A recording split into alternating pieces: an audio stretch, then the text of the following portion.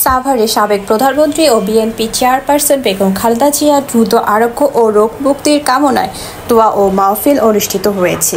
সাভার থেকে স্টাফ রিপোর্টারের পাঠানো প্রতিবেদনে বিস্তারিত।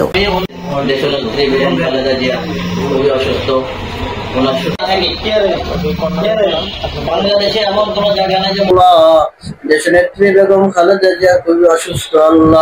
আল্লাহ তিনার সুস্থতার জন্য দোয়া আয়োজন করা হয়েছে। আল্লাহ তাকে তুমি পরিপূর্ণ সুস্থতার জিন্দেগি দান করো। আল্লাহ সিহহাতে কামিলা দান করো। আল্লাহ পরিপূর্ণ সুস্থতা দান করো। আল্লাহ হায়াতের মধ্যে তুমি বরকত দান করো। আল্লাহ রিজিকের মধ্যে বরকত দান করো।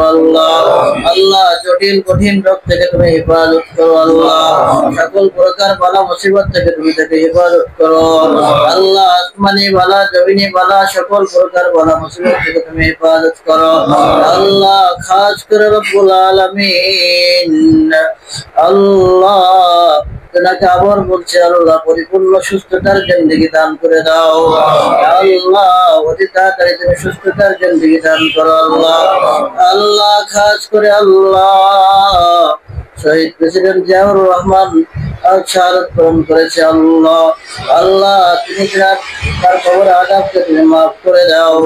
আল্লাহ তিনার কবরকে তুমি জান্নাতের টুকরা হিসেবে তুমি কবুল করে নাও। আল্লাহ তিনার একটি সন্তান দুনিয়ার থেকে চলে গেছে। আল্লাহ তাকে তুমি মাফ করে দাও। আল্লাহ তিনার কবর আযাবকে তুমি মাফ করে দাও। আল্লাহ তিনার কবরকে তুমি জান্নাতের টুকরা হিসেবে কবুল করে নাও।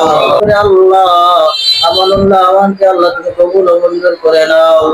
আল্লাহ তার নির্বাচনের জন্য তাকে কবুল করে নাও। আল্লাহ তুমি সেই সিটের বিদায় হতে পারে সেই তৌফিক তুমি দান করে দাও। আল্লাহ সকল প্রকার বালা মুসিবত থেকে তুমি আমাদেরকে হেফাজত করো।